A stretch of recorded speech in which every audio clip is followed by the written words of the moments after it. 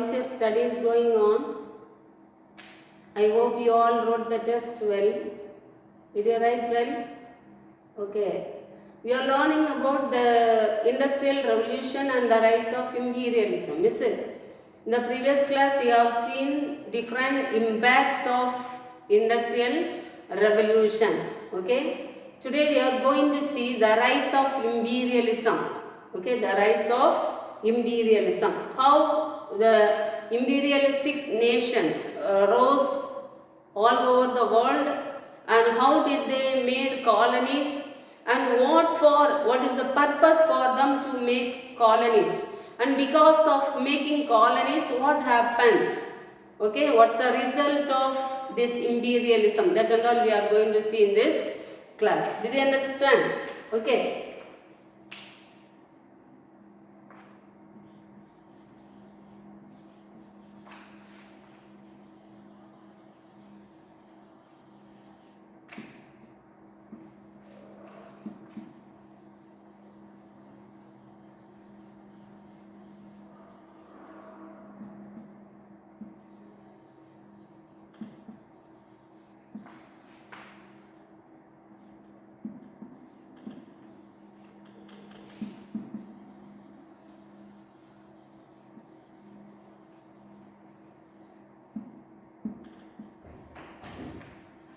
Okay. Now there are a lot of social effects because of the Industrial Revolution. We have seen in the previous class, because of Industrial Revolution there was a vast difference between the workers and the capitalists. Okay, the capitalists are the rich owners of the factories and the industries who made these workers to work in their factories. Okay, so the condition of these workers were very poor. Okay, they were not given any facilities. Okay, they lived in the place where there is no sanitation. Okay, the area which is covered, the area where these workers lived was fully covered with the black hair. Okay, so air also, the air they breathed also was not the fresh air. Okay. And in 1830s, the Manchester, one of the important industrial cities in England, okay, it was fully polluted. And because of this industrial revolution, the cities grew up, okay, and the cities were populated with overpopulated. Okay, there were the sprang up of slums. There were different slum areas sprang up because of the Industrial Revolution. People migrated from the villages to the cities for better job opportunities, because agricultural field also they have mechanized. Instead of manual labor, they use the machines in the field to work. So this made the people to migrate from villages to cities. The people, they find out the factories where there job opportunities. Okay, in the factories, the capitalists, they made these workers, the poor workers, to work for more hours. Okay, when we see the condition of the workers, more than 16 hours the workers worked in the factories and the industries. When we see the mines, the poor children and the women, they are made to work for long hours. Okay, for them there was no compensation was given. Okay, for the injury or for death or for wound, there was no compensation was paid for these people. Now all these social effect led to the people in a different way. It made the people to react in a different manner. And when we see political impact, when we see this political impact, we understood that capitalists are the more wealthiest people. Okay, the more workers they had, the power and wealth of the capitalists increased more. Now in the British Parliament or in the government, their numbers increased. Okay, these and all made the power of the capitalists to increase. Okay, this government was not bothered about the poor condition of the people in the society. Now, because of that, what happened? The trade unions started. People started to unify themselves as trade unions to fight against the capitalists. In different places, there were opposition for these trade unions. There were different bloodshed took place because of the trade unions. At last, what happened? The government came down to bring some of the facilities to bring some of the basic facilities for the traders or to the workers in the society. Now, because of these reasons, the power of the capitalists increased. Okay, now different nations, they tried for to exposing their power and influence to the weaker nations. Okay, this is the beginning of imperialism. Okay, what is imperialism? Imperialism is the power and influence that are to be shown by the powerful nations on the weaker nations. Do you understand, children? During the 18th, 19th century, when we see Asia and Africa, these both continents became the colonies of the European nations like America, Britain, okay, and other countries. These countries made colonies in Asia and Africa because they have found out the sea route to Asia and Africa. Now, when we see this imperialism, imperialism gave more power and wealth to the European nations. These nations, these European nations made these colonies as their constant market or constant place where they can get the raw materials for the industries. They made colonies for two reasons. One is for their raw materials and another reason for their steady market for the finished items. So, India became one of the colonies of Britain during 19th century. In the middle of the 19th century, India became crown to England. Okay, because of industrial revolution, they have brought lot of raw materials from India. Okay, and this brought the power and wealth of England, and England was known as the land where the sun never set. Okay, now when we see this India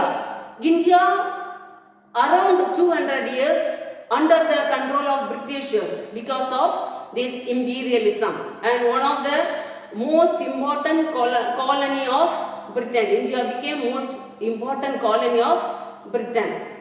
Now, this is about imperialism and industrial revolution. See, let me mark and give you a few questions from your lesson that will help you to study. Okay? Take a textbook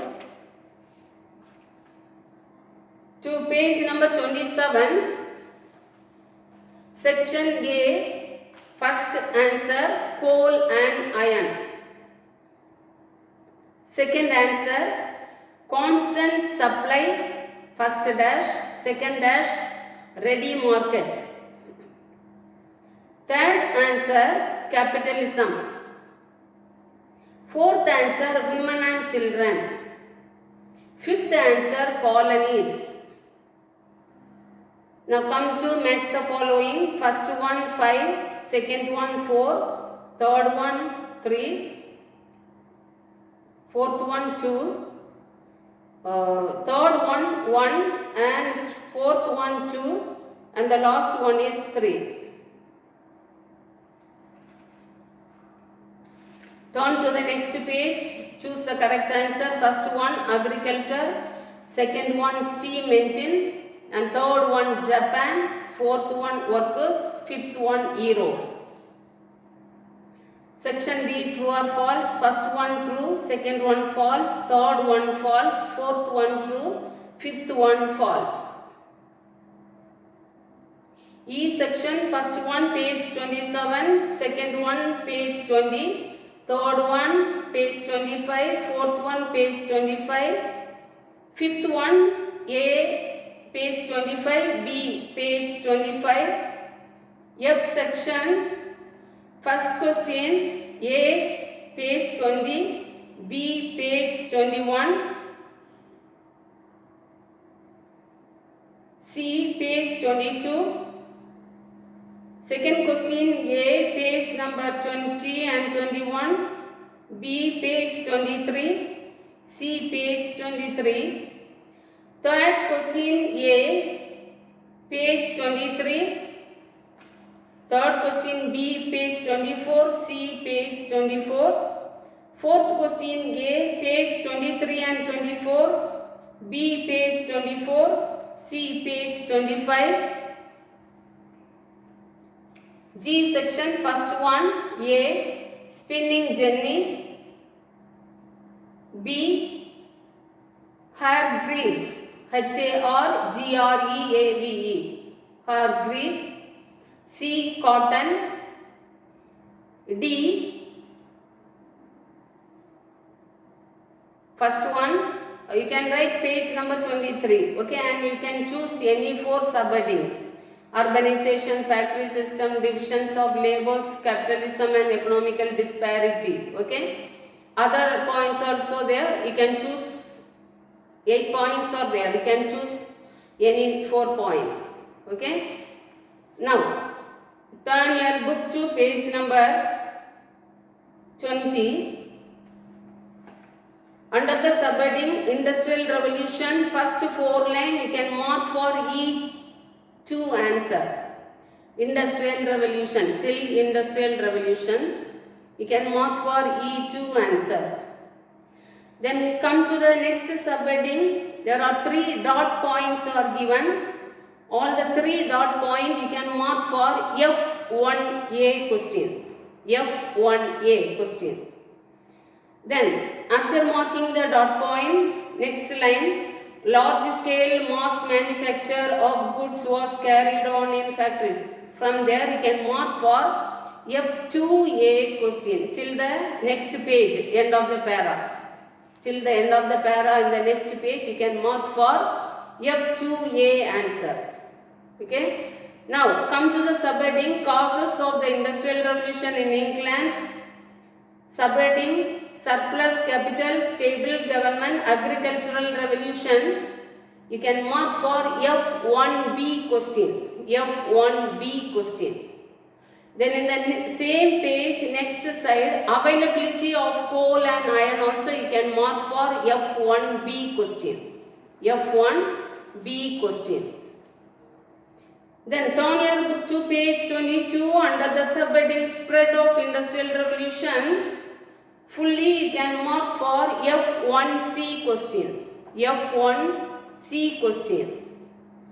Come to the next subheading impacts of the Industrial Revolution.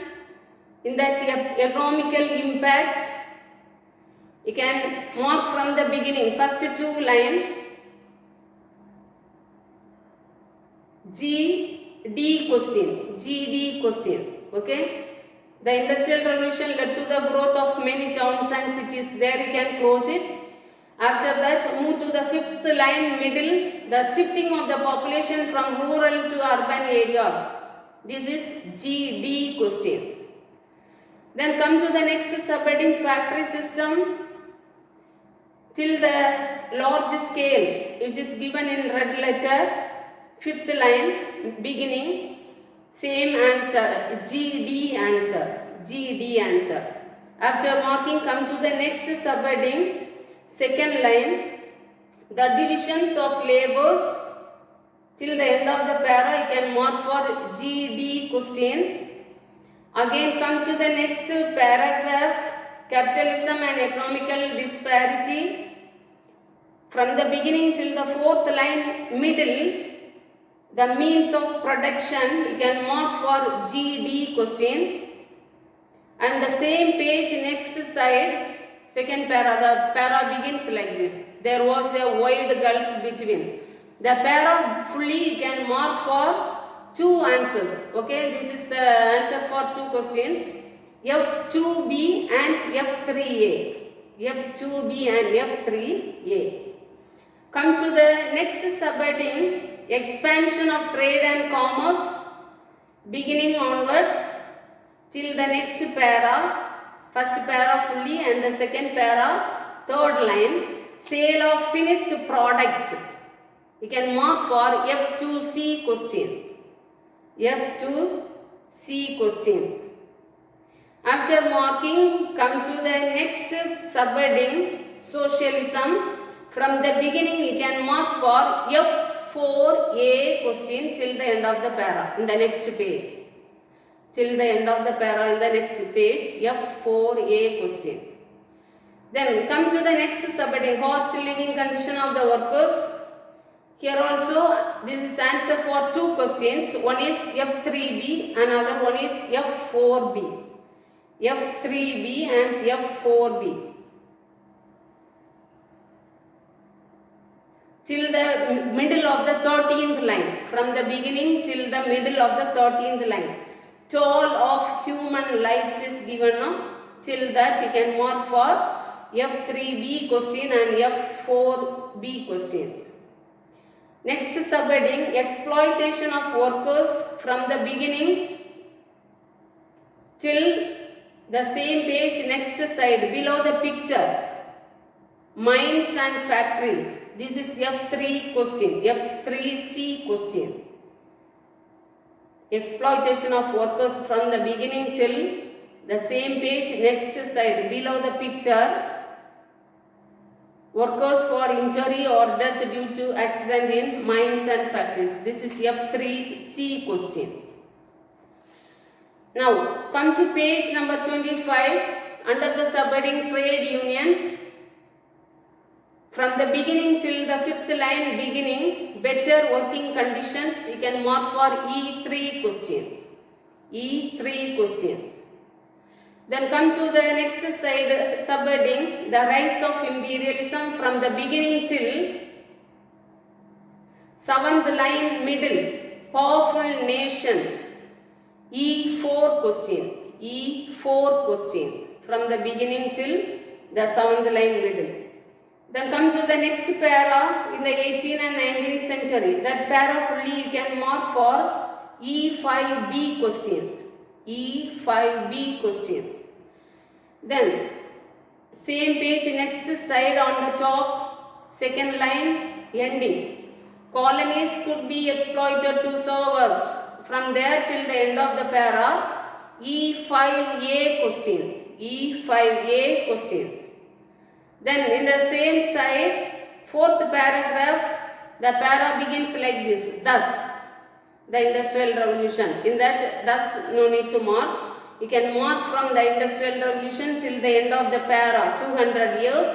That is F4C question. F4C question. Completed? Then, in page number 27, important words are given. Listen. In that first one, domestic system, you can mark for E1 question. E1 question. Completed? Okay. So, this is your class about Industrial Revolution and the rise of imperialism. Okay, study well. I will give the worksheet in the next week. So, read through your lesson and write worksheet well, okay, and write the correct answers in your worksheet. We will see later. Thank you, children.